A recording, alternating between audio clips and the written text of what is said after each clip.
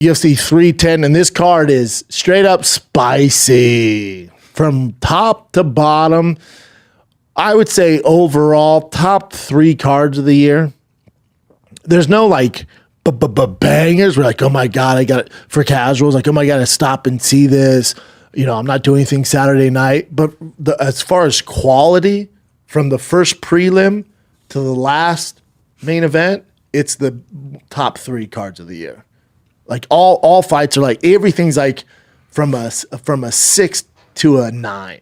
There's nothing really below that. All of them are all really good fights. I mean, you could go through, again, the prelims. There's how many main events on a fight night on there? Clay Guida, Chase Hooper, okay. Chiesa, Max Griffin, yeah. Chris Weidman, Eric Anders, all those could be fight night main events. Randy Brown, Brian Battle, that's a great one. Evolov, Aljo, okay. That's for sure a main event on fight night. Vicente Luque, it's supposed to be Nick Diaz, right? Dominic Reyes, Anthony Smith, that's fight night main event all day. Yeah, Nate versus your boy, Dooho. Bryce Mitchell, Kron Gracie, Sorogan, Volkov, Shavkat, Machado Gary, Pantoja, Kai Asakura. Yeah, again, just all bangers. Like everyone's around a 7 or 8 matchup. What? It's 7 or 8. Like, oh man, the whole card quality, top to bottom. They finally did it this year. It's a great card. I'm stoked for it. Don't have travel ball this weekend. I can just chill and watch this fight from the very freaking start. That prelim, you don't want to miss anything. On Fight Pass, you don't want to miss anything. They're all good. They're all good. You want to get in the card right now, Chin, or you want to go over some other stuff? Up to you. Who can get in the card? Here's what's tough, and shout out to the matchmakers at the UFC, because on paper, there's so many fights of the night on here, performance of the night. There's so many. Dana White's going to be giving out bonuses like Oprah. You get a bonus. You get a bonus. You get a bonus, right?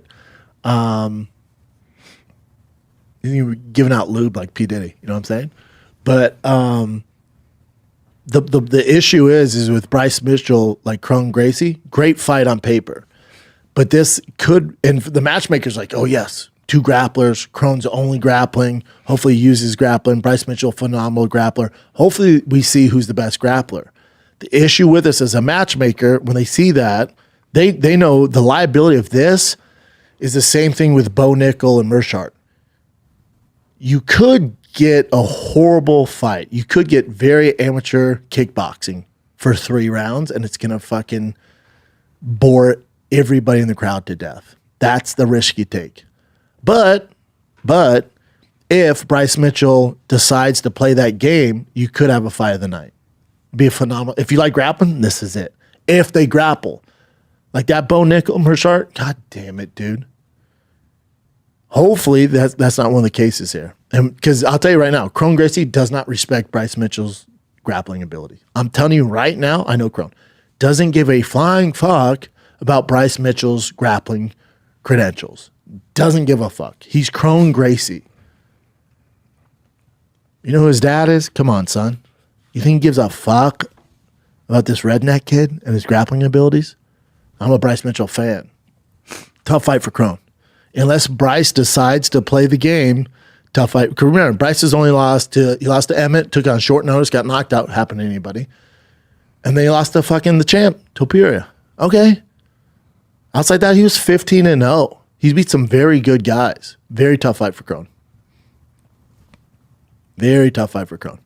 But you could have potentially an amazing fight if they both decide to grapple and not give a shitty striking. Let's hope that they take the path that's more difficult for both of them. Then you got to fight. Nate, all action versus your boy, Dooho. All action too. Yeah, I mean, amazing fight. Amazing fight. Because your boy, Dooho, he had to serve in the military, right? I think he was out for a while, but not military reasons. I think he served in the military. I know Zombie left for like 2 years. I'm positive he did too. Well, he has to, regardless. So yeah, maybe. He did. He was out for, because if you look at it, he went 2019 then to fight for 4 years. He lost 3 fights in a row, fun fights, lost 3 fights in a row, and then dipped out for 4 years. That wasn't to salvage his brain. He decided to dip out because he had to enlist in the military. Come on, Chin, you should know this, dog. Pretty sure. He has to, but I don't know if it was during this time. I'm almost positive that's why he was out for 4 years. UFC, you don't get a 4-year break unless you're Connor, but you know what I'm saying.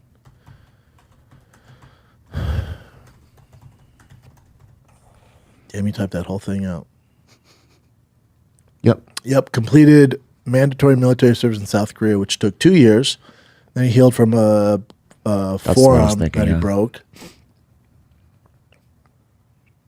Yeah. That's a great fight, and he's fun to watch, too. Super fun. Tough fight for him. Cyril Gane, Volkov. I've seen it before, but this is the state of and this is similar to the flyweight division. So Cyril Gane, Volkov, the only reason you get in this fight is because that's the state the heavyweight division's in. They've already fought. Volkov's ripped off, 4 in a row. Cyril Gane's been out an entire year after that last win. And then before that, he fought John and got absolutely destroyed. He's been shooting movies. So we'll see. Volkov's been active. Volkov really kind of beat the brakes off of him for 2 rounds. And then the third round, Cyril Gane came to life and kind of, I guess, won the fight. But those first 2 rounds, I would have gave to Volkov, but they gave to Cyril Gane. Yeah, I think maybe Sergey Pavlovich, Tai Tuivasa, Romanov, and then Rosenstruck. He's on a tear, man. He's on a tear. But this is the state of the heavyweight division right now.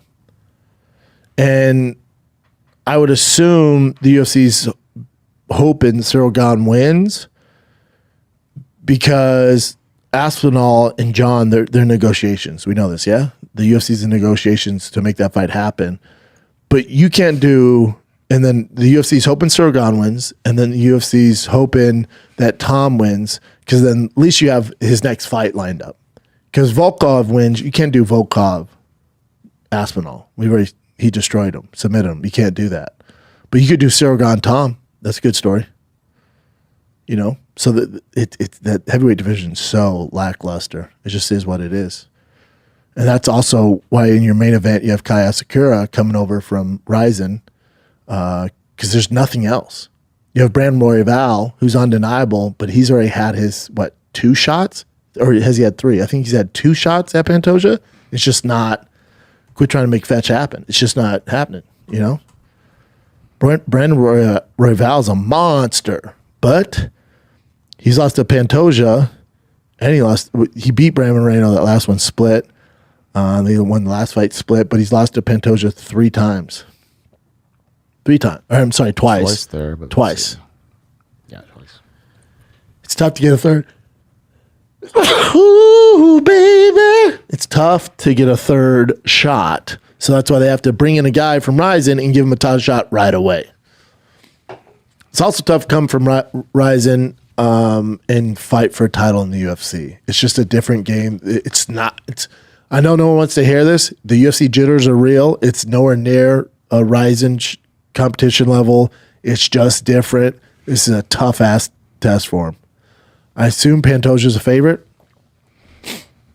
Also, he's never fought in a cage before. It's just different levels here. Yeah, he's a plus 230. That makes sense. Damn, Volkov's a plus 275. Wow. I'll take that. Cyril Gane's a minus 345. In what world? Bryce Mitchell, minus 700. Jesus Christ, there's some dogs in this. And when we get to DraftKings, I'll give you a fucking parlay. I'll give you a parlay to pay for that kid's travel ball. We can do it now, Chin. Download the DraftKings Sports app right now. Download DraftKings Sportsbook app now. Use the code SHOW. That's code SHOW for new customers to get 150 in bonus bets. If your bet wins, you bet just $5. Check out this dog parlay. Go back to those odds for me, Chin. So you could take Crone Gracie plus 500. You could take Alexander Volkov plus 275. And you could take Ian Machado Gary plus 300. And if you're feeling really spicy, you could toss in Kai Asakura.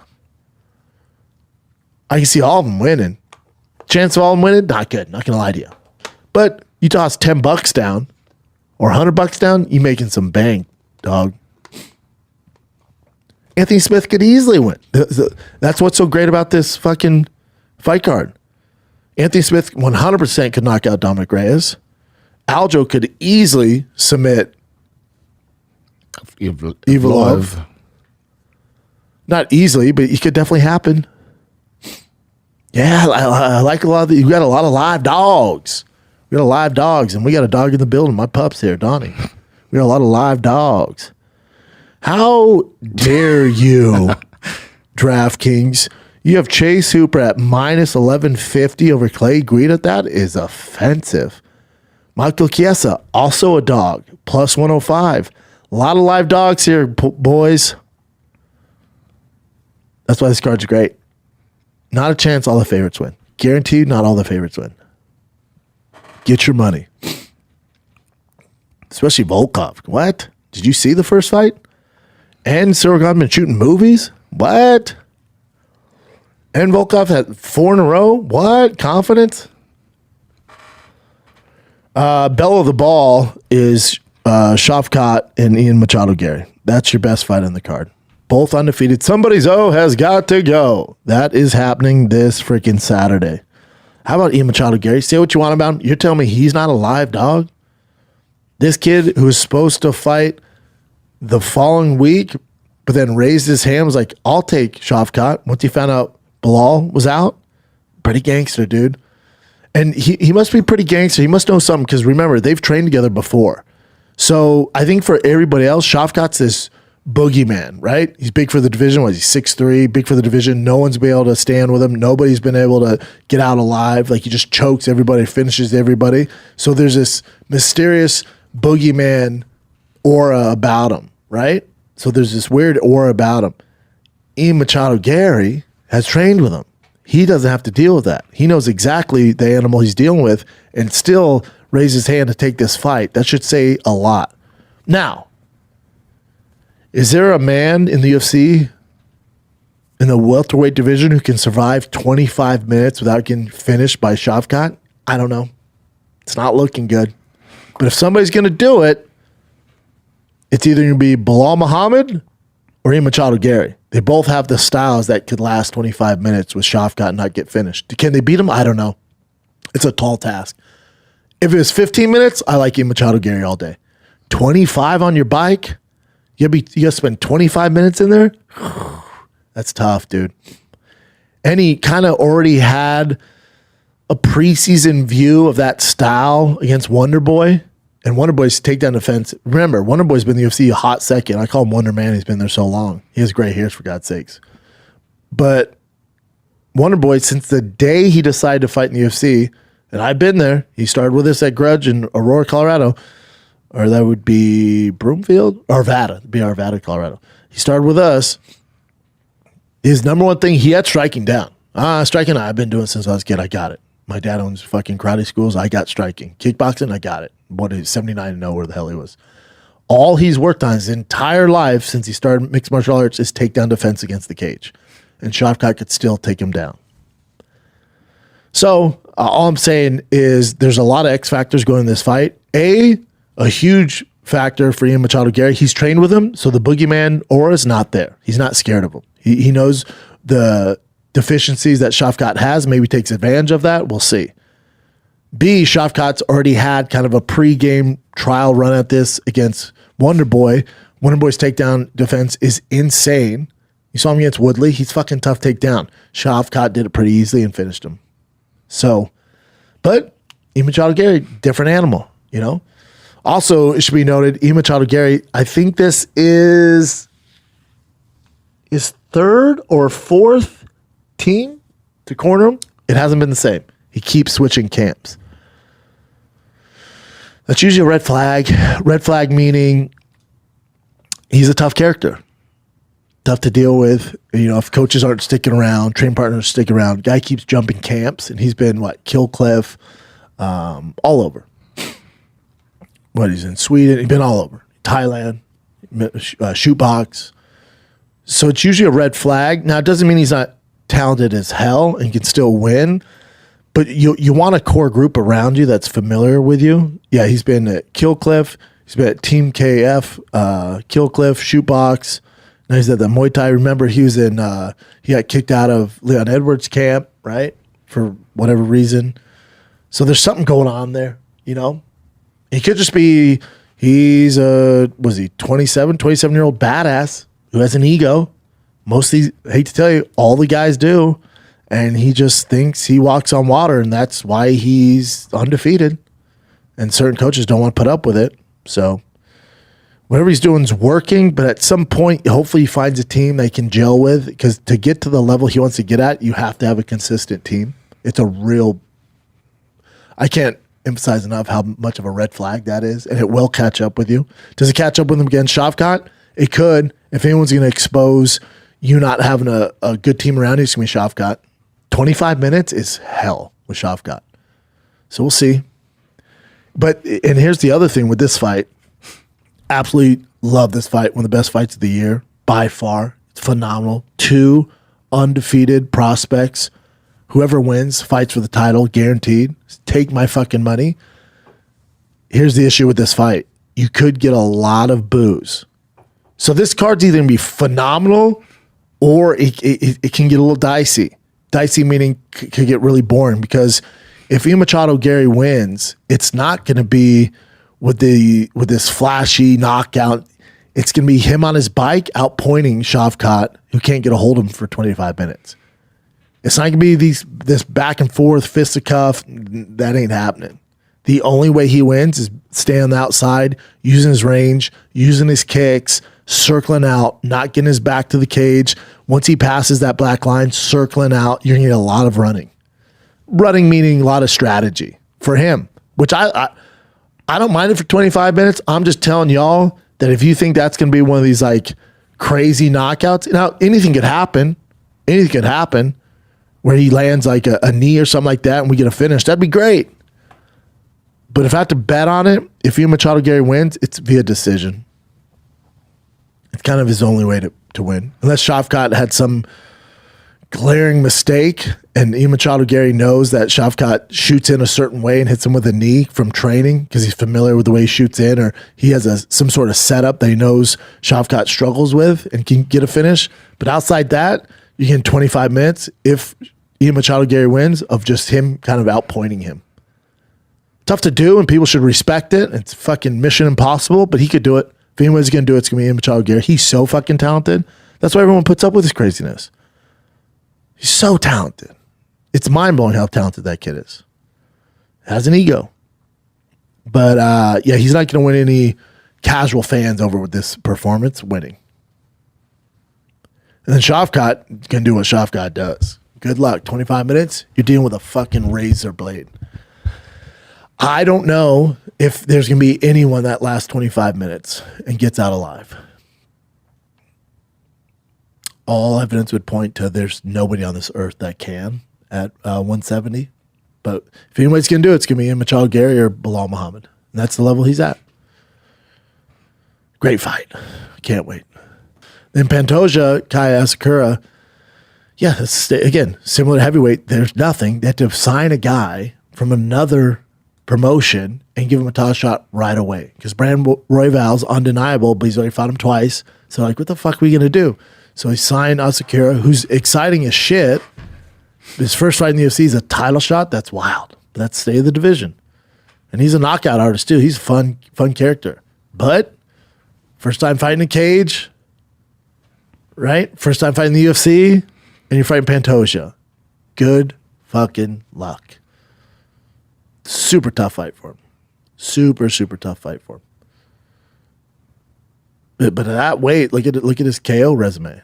You know, he's an exciting fighter, but I think Pantoja's just going to give him a little bit of a lesson. And that's not to say that he's not going to become champ, but to your first fight out, I don't think so.